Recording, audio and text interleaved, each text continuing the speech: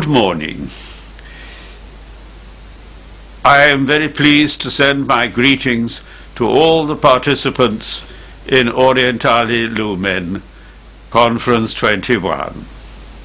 I would like to talk to you about the Holy and Great Council of the Orthodox Church that was held in Crete last year, 2016, during the 18th to the 27th of June.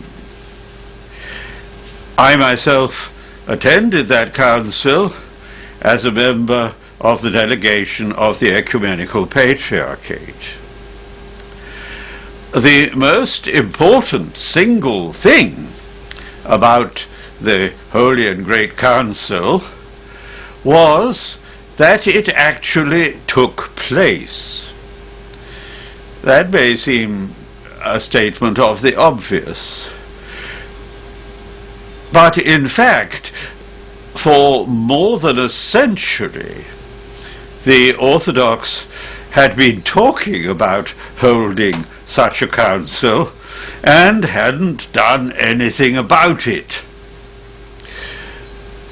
As far back as 1902, Patriarch Joachim III of Constantinople, one of the more distinguished ecumenical patriarchs in recent times, sent out an encyclical letter to the other Orthodox churches, in which he suggested, among other things, that the different Orthodox churches were too isolated and ought to meet more often together, that there should be regular inter-Orthodox meetings. And certainly the Russian Church, in its reply, said, yes, that's an excellent idea. But at the time, this was not followed up. After the First World War, in 1924, another ecumenical patriarch, Meletios Metaxakis, summoned an inter-Orthodox conference that met at Constantinople. It was his intention that it should be a pan-Orthodox conference, but in fact he was in many ways a highly controversial figure, stormy petrel of the Orthodox Church. Wherever he went, there were tensions and difficulties, and several of the other Orthodox primates refused to come.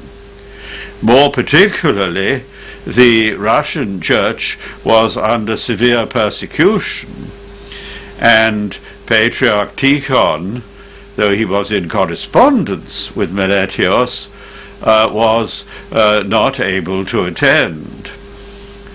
The most notable thing that the 1924 meeting established was that the new calendar should be introduced. This proved a highly controversial step, and in fact, up to the present day, a number of the Orthodox churches have not moved to the Gregorian or New Style calendar. And in particular, the Russian Church has not. It is interesting that Patriarch Tikhon wrote to Meletios saying, I cannot come to the council, but if you will introduce the new calendar, I will do so in Russia at the same time. This is important. Tikhon was not against the new calendar. After all, he had served in America. He knew about pastoral conditions when Orthodox were living in countries where the civil calendar was the new calendar. It's worth remembering that in most Orthodox countries until the First World War, the civil calendar was also the old calendar, so there was no conflict. Then Tikhon wrote a little later, saying that there was considerable opposition to the new calendar. The Russian Church was suffering from a schismatic group, the Living Church, or the Renovationists, who were introducing all kinds of changes and reforms, and they were encouraged by the communists. And Tikhon said, if I change to the new calendar, that will cause great distress and confusion. So you go ahead, and I'll introduce the new calendar at a more suitable time. Well, the more suitable time has not yet occurred. Then, now I made a mistake. I said 1924. I should have said 1923. Okay. Can we change that? Can you just re-say that sentence? I'll say that. Yes. And then I will. Yes. Then, after the First World War, there assembled in Constantinople, under the then ecumenical patriarch Meletios Metaxakis, a inter-orthodox council or conference. That was in the year 1923.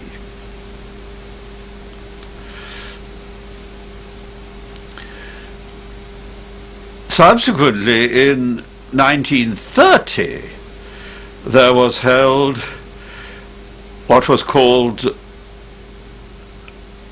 a pre-synodical conference of the different Orthodox churches, which was intended to prepare for what was going to be called the pro-synod, which would eventually lead to the synod itself, the Holy and Great Council. Well, the conference met on Athos in 1930, but the pro-synod itself never actually assembled, nor still less did the real synod. But these two meetings, 23 and 30, the proceedings have been published, and they are full of interest. Then, after the Second World War, most of the Orthodox churches had other more pressing problems to attend to than the convening of a Holy and Great Council. And I'm thinking of the churches of Serbia, Bulgaria and Romania in particular, who found themselves under communist rule and to a greater or lesser degree under persecution. And so this was not a suitable time for a great council.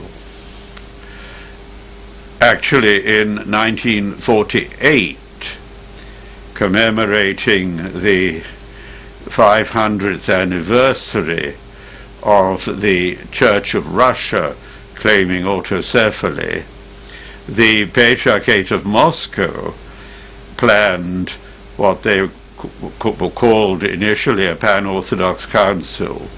The Patriarch of Constantinople protested and said, it is our prerogative as the senior patriarchate to summon pan-Orthodox meetings. You do not have the right to do this. And the Russians climbed down and didn't, I think, call it pan-Orthodox, or they certainly didn't call it a council, they called it a conference. But that meeting was held very much under communist control, and this is reflected in, for example, extremely hostile attitude which it adopts towards ecumenism and the World Council of Churches. But by any standards it can't be considered pan-Orthodox. The idea of a Holy and Great Council was then revived in 1961 by another highly distinguished ecumenical patriarch, Athenagoras, at the first conference of Rhodes. And plans for this Holy and Great Council continued at subsequent meetings in Rhodes and then in the Patriarchal Center at Chambézy outside Geneva, and an agenda was drawn up, a huge agenda listing far more items than could possibly be considered in one meeting, but various themes were selected and preparatory papers were drafted for this future Great Council. But nothing actually happened until 2016. So there was a lengthy preparation, but no action. We may contrast this with what happened over Vatican II. In January 1959, Pope John XXIII, newly appointed, announced that he was going to hold an ecumenical council. And this took most people in the Catholic Church by surprise. Many people thought that following the declaration of papal infallibility in 1870, it wouldn't be necessary to hold any more ecumenical councils. It would be enough for the Pope to decree things. And that is what happened over the proclamation of the dogma of the bodily assumption in 1950 by Pope Pius XII. There was no council, though the Pope did take very extensive soundings. He consulted nearly all the different Catholic churches and bishops before he went ahead, so he didn't act in isolation. But it was not a conciliar decree. John XXIII then suddenly said, and this seems to have been his own personal initiative, let's have an ecumenical council. And the council actually met 3.5 years later in October 1962. Well, as you see, things don't happen quite like that in the Orthodox Church. We've been mulling over this question for more than a century. At last we acted. At last the Holy and Great Council became a reality. And that is very important. It is spiritually dangerous to keep talking about something and not actually to carry it into effect. The fact that it did actually meet was due in considerable measure to the initiative and influence of the present ecumenical patriarch, Bartholomew. It was very much his project, and he presided throughout the Crete meeting with a firm hand, though not in an overbearing manner.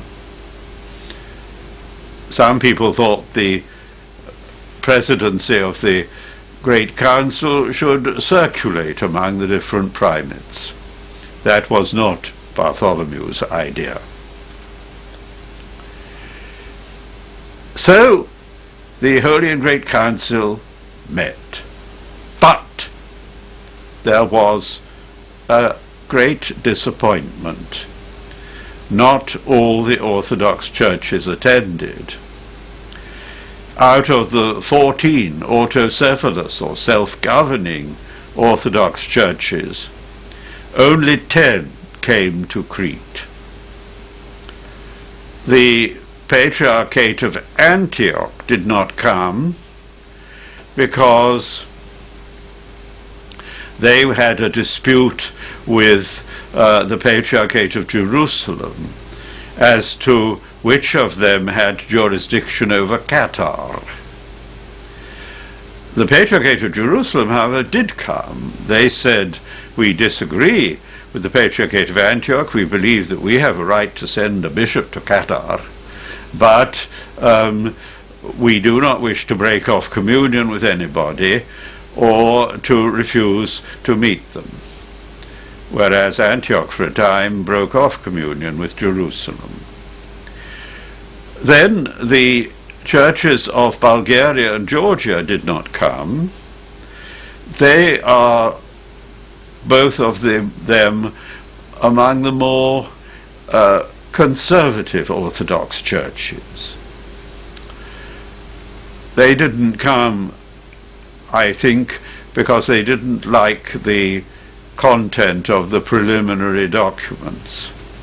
If that was their reason, it seems to me not a good reason. If you don't agree with a preliminary document, come along to the meeting and tell people why. Most seriously of all, the Church of Russia, at the last minute, said that they would not come.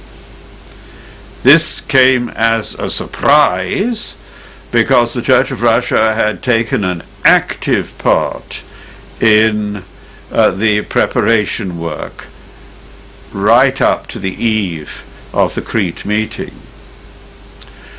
The reason they gave, if I understand it rightly, was that if Antioch, Georgia, and Bulgaria were absent, it could not be considered pan-Orthodox. A number of bishops suggested that in view of the absence of these churches, it should not be designated a Holy and Great Council, but merely regarded as a consultative conference. Patriarch Bartholomew did not agree with this. He pressed ahead and wished it to be, in the full sense, a holy and great council of the entire Orthodox Church. But with the absence of these four churches, and especially the Church of Russia, it could not in fact be considered pan-Orthodox. The absence of Russia meant that the Greek element in the Crete meeting was largely dominant. 5 of the 10 churches present were Greek: Constantinople, Alexandria, Jerusalem, Cyprus, and Greece. They all spoke Greek at the conference. So did the delegates of the Serbian Church, who had studied in Greece. In fact, there was simultaneous translation, but still the feeling of a Greek dominance was rather strong.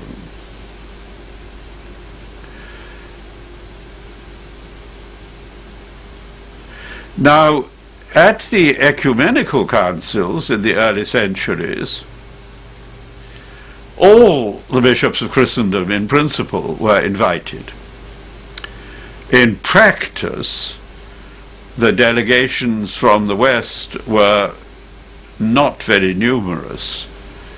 The attendance of Western bishops was largely nominal. And at the Second Ecumenical Council, 381 at Constantinople, I'm not sure whether anybody from the West came. At Vatican I and Vatican II, likewise, all the bishops of Christendom were invited, all the bishops of the Roman Catholic Church, that is, including, of course, all the Eastern Catholics. And so there was a very substantial attendance. Difficulties of travel were greatly reduced. However, at the Crete meeting, it had been decided beforehand by the preparatory committee that each Orthodox Church would send 24 bishops. I suppose the total episcopate is, in the Orthodox Church, around 800 to 1,000 bishops. I haven't counted them recently. But in the event at Crete, there were 152 bishops or so.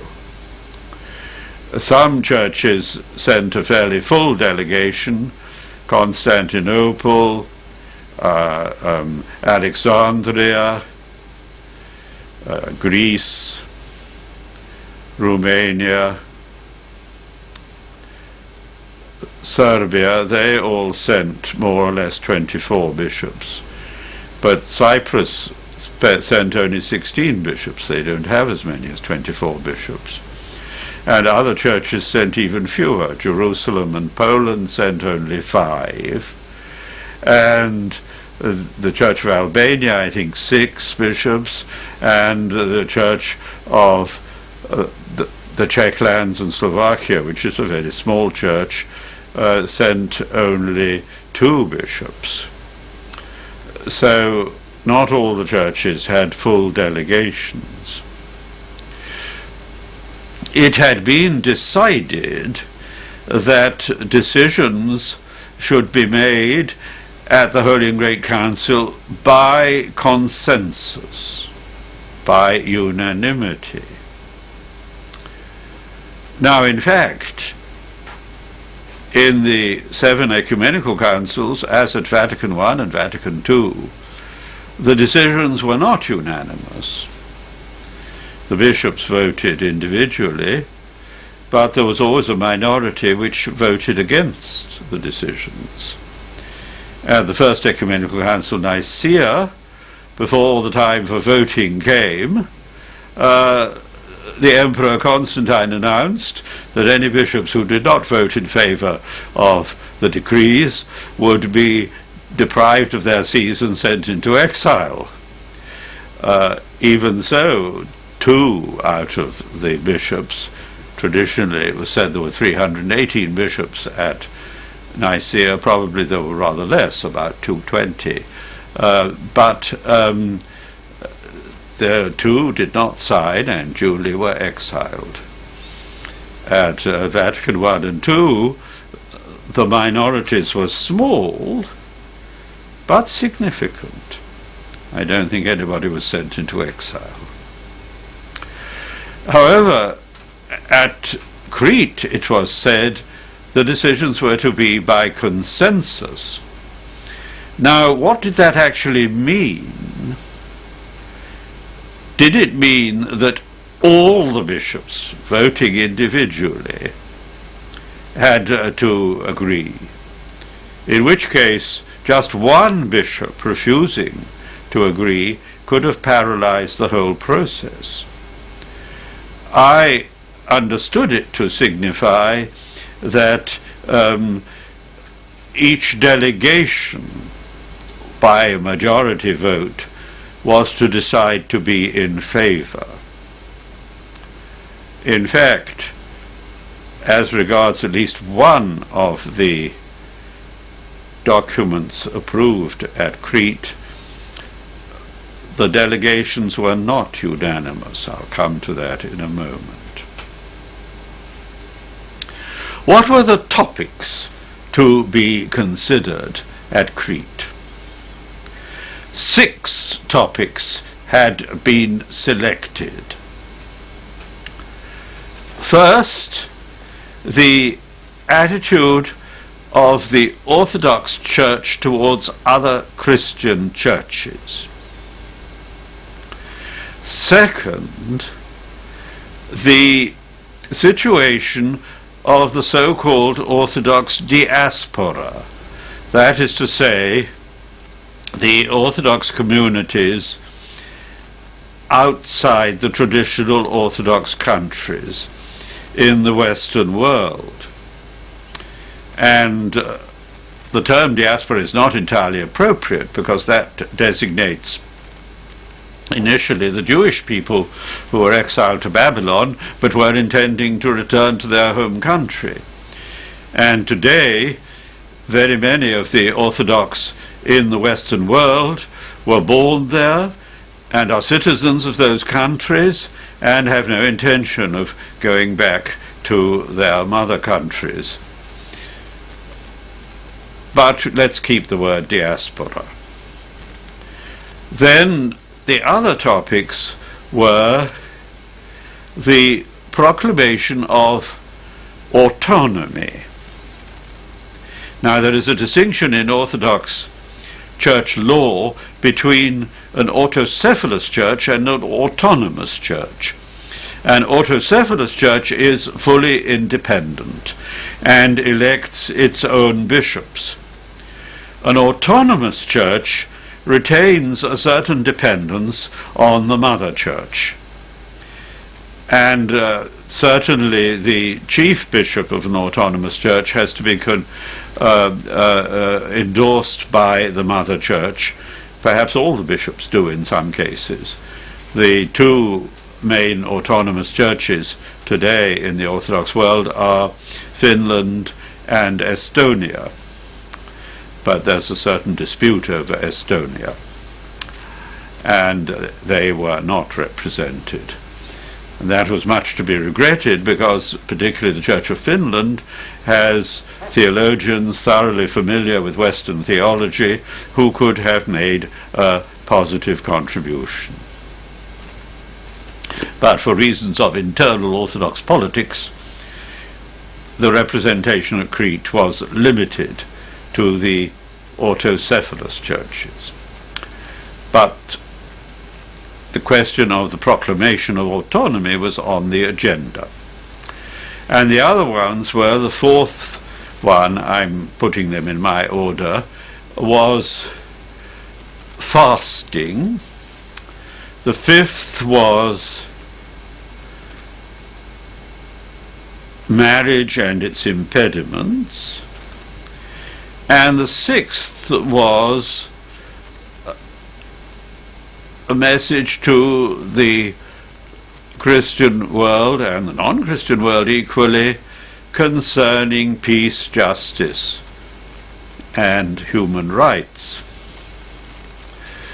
Now, that is quite a big program to discuss all six of these issues in a matter of little more than 8 working days. After all, the Second Vatican Council met over a period of 4 years, and often for months on end. In my view, it was a pity they had so many items, and because of this, the Crete Council lacked a clear focus. However, they did include the two most important issues, the most pressing problems for the Orthodox Church today, and that is the question of our relation to other Christian bodies and the question of the so-called diaspora. In the case of some of the other items, I wondered, do we really need a Holy and Great Council to discuss this? In the early church, when ecumenical councils met, there was a burning concern throughout the Christian world about the issues that had arisen. Very widely people felt concerned about it.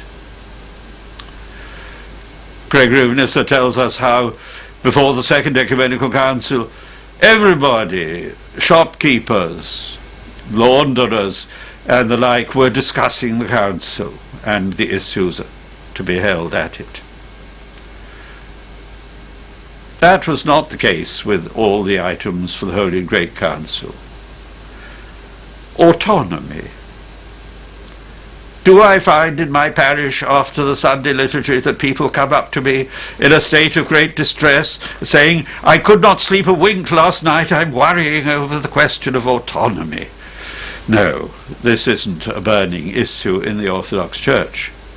Autocephaly, yes, there is quite a large problem here, because we have the question of the autocephalous Orthodox Church of America, the OCA, which was granted autocephaly in 1970 by Moscow, which saw itself as the Mother Church of America. But this act was not recognized by Constantinople and Greece and other Orthodox churches.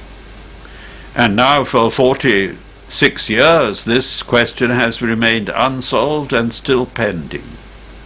Surely the Holy and Great Council ought to have looked at this, but it wasn't even mentioned as far as I remember. However, of course, it could be said that it shouldn't have been considered in the absence of the Church of Russia. Of course, there is a further problem, the schisms among the Orthodox in Ukraine, where there are 3 Orthodox groups. That again wasn't discussed because, after all, in the absence of Russia, which considers Ukraine to be part of its canonical territory, it could not really have been settled. However, that illustrates a point that the Holy and Great Council does not seem to have considered the most urgent and difficult points in Orthodox life today. Fasting. The statement that the Holy and Great Council adopted was excellent. Lots of good quotations from the service books of the Holy Fathers. But it was the kind of thing that would be appropriate as a letter to be read or a sermon to be delivered in a parish. We don't need a Holy and Great Council to tell us that fasting is an excellent thing.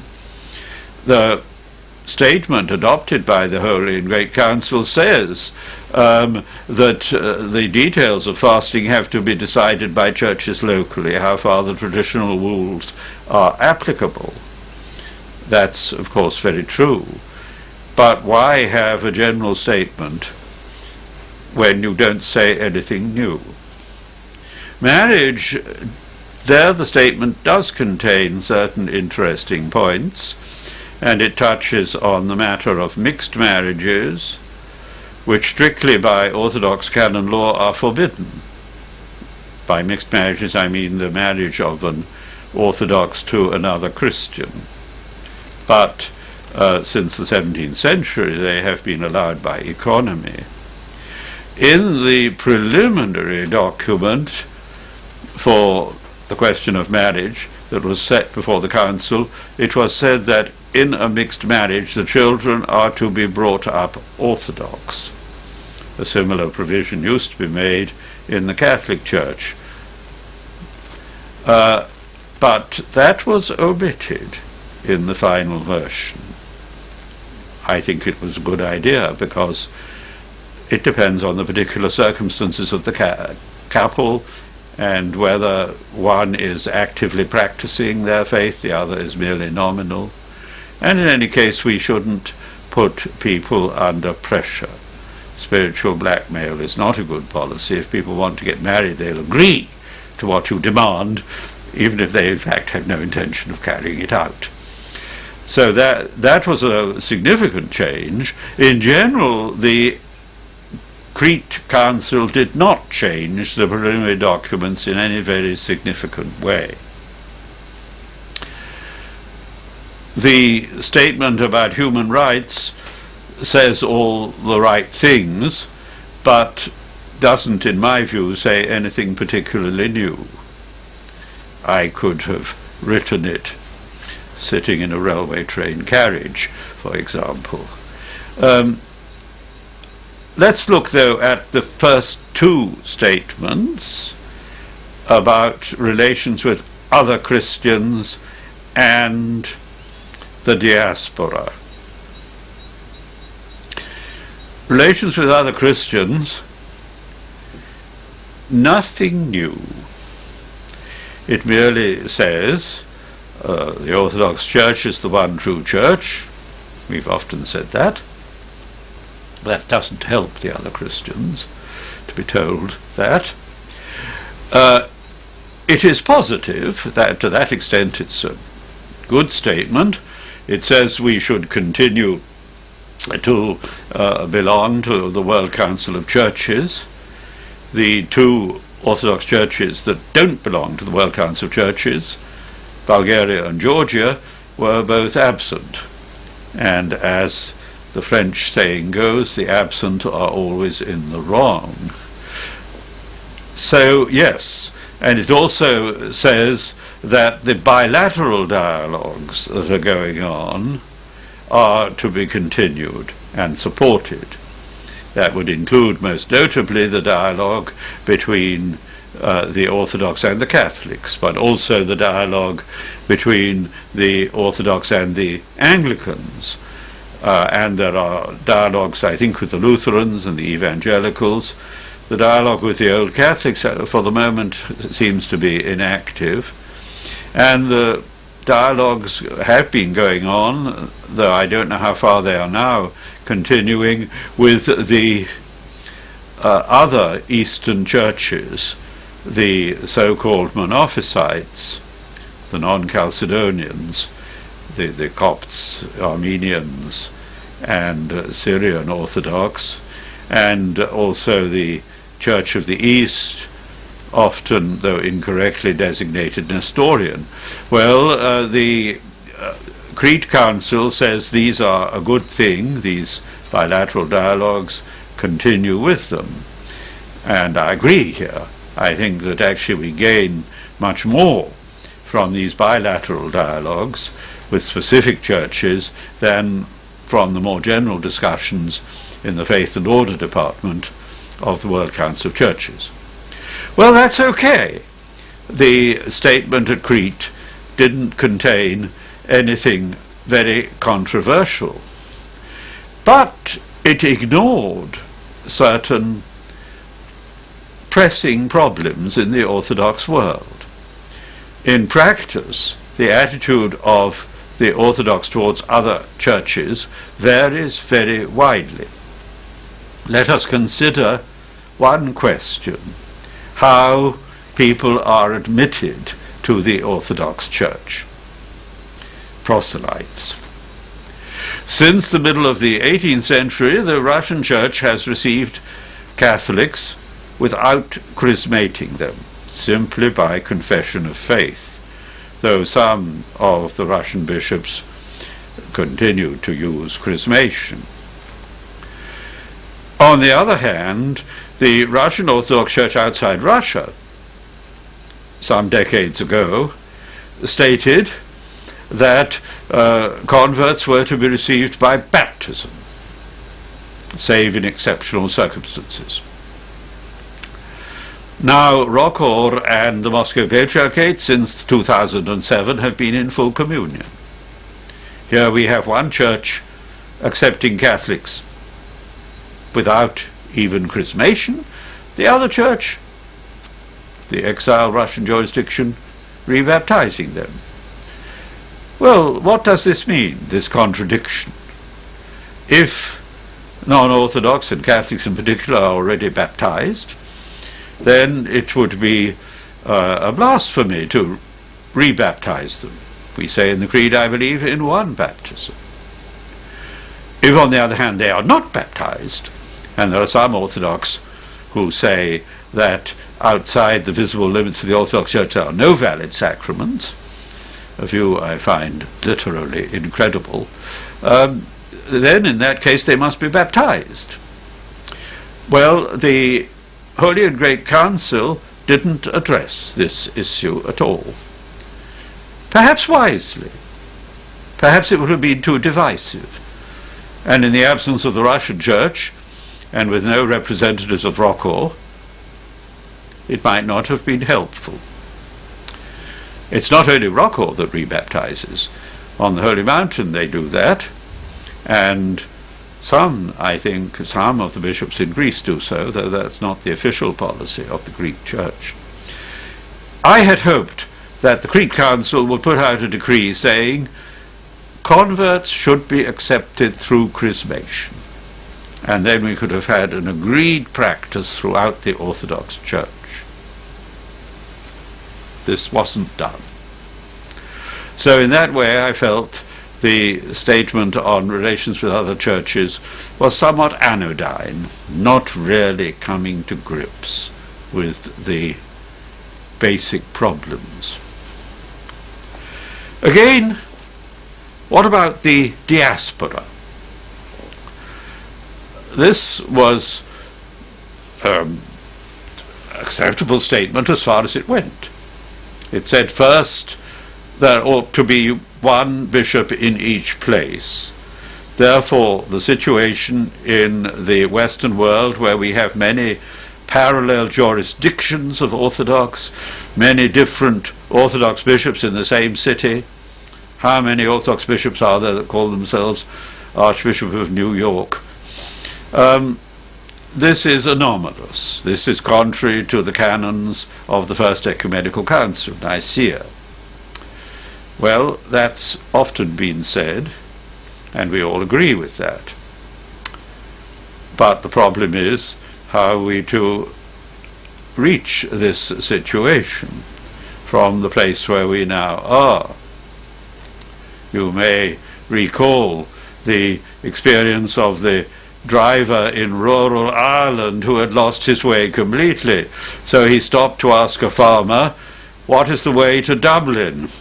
And the farmer said, "If I was going to Dublin, I wouldn't start from here." Well, that's our problem. We've got to start from where we are. And how are we going to get to Dublin? How are we going to get to one bishop in each place? And the Holy and Great Council didn't have any suggestions, except it said it is a good thing that we now have episcopal assemblies, all the bishops in each area meeting together from all the jurisdictions. This sort of thing has gone on since 1960 in America with SCOBA, the Standing Conference of Canonical Orthodox Bishops, and it's gone on for a good many years in France with their Assemblée Episcopale.